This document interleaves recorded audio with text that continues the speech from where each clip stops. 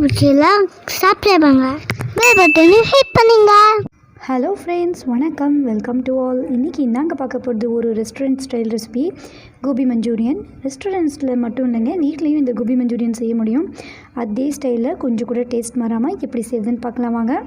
ஒரு காலிஃப்ளவரை நான் க்ளீன் பண்ணி உப்பு மஞ்சள் போட்டு தண்ணியில் கழுவி எடுத்திருக்கேன். நல்லா தண்ணி வடித்த பிறகு அதை ஒரு பவுலில் சேர்த்துக்கலாம். ஃபஸ்ட்டு ஒரு 3 டேபிள் ஸ்பூன் அளவுக்கு கார்ன்ஃப்ளவர் சேர்த்துக்கிறேன்.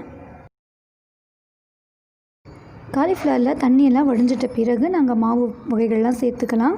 அப்படியே சேர்த்தோம்னா நீட்டுக்கும் காலிஃப்ளவர் நமக்கு கிறிஸ்பியாக கிடைக்காது. அடுத்து ஒரு 3 டேபிள் ஸ்பூன் அளவு மைதா மாவு சேர்த்துக்கிறேன். ஒரு தடவை நம்ம வீட்டில் ட்ரை பண்ணிட்டோம்னா கடையில் வாங்குறன்ற எண்ணமே வராது.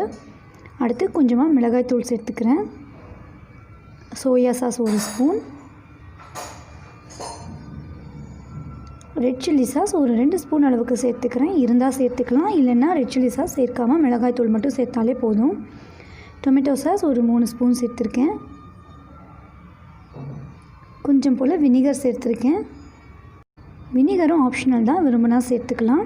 இப்போது எல்லாத்தையும் சேர்த்து நல்லா ஜென்டலாக மிக்ஸ் பண்ணிக்கலாம். காலிஃப்ளவர் உடஞ்சிடாத அளவுக்கு சாஃப்டாக மிக்ஸ் பண்ணிக்கலாம். தண்ணி தேவைப்பட்டால் மட்டும் லைட்டாக ஸ்ப்ரிங்கிள் பண்ணிக்கலாம், இல்லைன்னா இப்படியே மிக்ஸ் பண்ணாலே போதும். ஃபஸ்ட்டு பார்க்குறப்ப நமக்கு ட்ரையாக இருக்கிற மாதிரி தான் இருக்கும். மிக்ஸ் பண்ண காலிஃப்ளவர் இருக்கிற தண்ணியே போதும், கரெக்டாக இருக்கும். தண்ணி அதிகமாக போச்சுன்னா நாங்கள் எண்ணெயில் போடுறப்ப கிறிஸ்பியாக வராது. அடுப்பில் கடாய் வச்சு எண்ணெய் சேர்த்து நல்லா காஞ்சி வரட்டும்.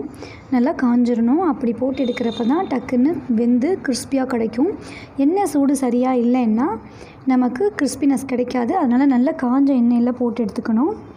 கொஞ்சம் கொஞ்சமாக போட்டு பொரித்து எடுத்துக்கலாம். பாருங்கள், இப்போ சூப்பராக பொரிஞ்சு வந்துருச்சு. நல்லா கிறிஸ்பியாகவும் இருக்குது. எடுத்துகிட்டு இதே மாதிரி எல்லா காலிஃப்ளவரையும் நான் பொரிச்சு எடுத்துடுறேன். அடுப்பு நல்லா காஞ்சிருக்கிறப்ப போட்டுட்டு கொஞ்சமாக வெந்த பிறகு கொஞ்சம் ஸ்லோ ஃப்ளேம் மாற்றிக்கணும். அடுப்பு ஃப்ளேம் மிஸ் பண்ணிட்டோம்னா ஒன்று கரிஞ்சு போயிடும், இல்லைன்னா சரியாக கிறிஸ்பியாக வராது. பாருங்கள், இப்போ எல்லா காலிஃப்ளவரையும் பொரிச்சு எடுத்தாச்சு. நல்லா கிறிஸ்பியாக சூப்பராக வந்திருக்கு. நல்லா எண்ணெய் வடிஞ்சிருச்சு. ஒரு டிஷ்யூ பேப்பரில் போட்டு வச்சுருக்கேன். இப்போ இதை மஞ்சூரியன் செய்ய ஸ்டார்ட் பண்ணிடலாம். நான் அதே பேனில் கொஞ்சம் எண்ணெய் இருக்குது, நான் அதிலே பொரிச்சு எடுத்துக்க போகிறேன். ஃபஸ்ட்டு நல்லா பொடி பொடியாக கட் பண்ணியிருக்கிற பூண்டு, இஞ்சி இதை எண்ணெயில் சேர்த்துக்கிறேன். ஃபஸ்ட்டு எண்ணெய் நல்லா காஞ்சிருக்கணும், அப்போ தான் நல்லா கிறிஸ்பியாக இருக்கும்.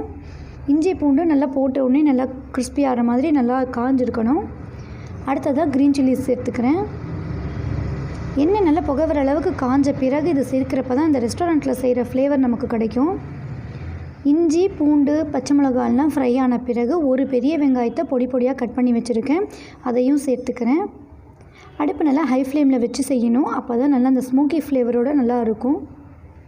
அடுத்தது ஒரு குடமிளகாவை நான் கட் பண்ணி வச்சுருக்கேன், அதையும் சேர்த்துக்கிறேன். ஸ்ப்ரிங் ஆனியன்ஸ் இருந்தால் ஸ்ப்ரிங் ஆனியன்ஸும் ஸ்ப்ரிங்கிள் பண்ணிக்கலாம். நான் இன்றைக்கி குடமிளகா சேர்த்துருக்கேன். அடுத்ததாக 1 ஸ்பூன் அளவுக்கு சோயா சாஸ் சேர்த்துக்கிறேன். அடுத்ததாக ரெட் சில்லி சாஸ், அடுத்தது டொமேட்டோ சாஸ் சேர்த்துக்கிறேன். இப்போ இது எல்லாத்தையும் நல்லா மிக்ஸ் பண்ணி விட்டுடலாம்.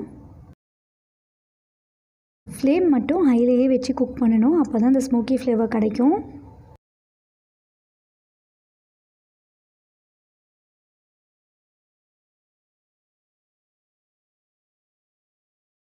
ஒரு ஸ்பூன் கார்ன்ஃப்ளவரில் ஒரு 2 ஸ்பூன் அளவுக்கு தண்ணி சேர்த்து டெலியூஷன் ரெடி பண்ணியிருக்கேன், அதை இது கூட சேர்த்துக்கிறேன்.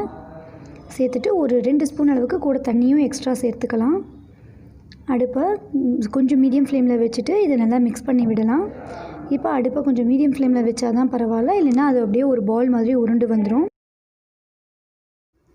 ஒரு 1/2 மினிட் வதக்கிட்டு இந்த மாதிரி வந்த உடனே நம்ம ஃப்ரை பண்ணி வச்சுருக்கிற காலிஃப்ளவர்ஸை இதுக்குள்ளே சேர்த்துக்கலாம்.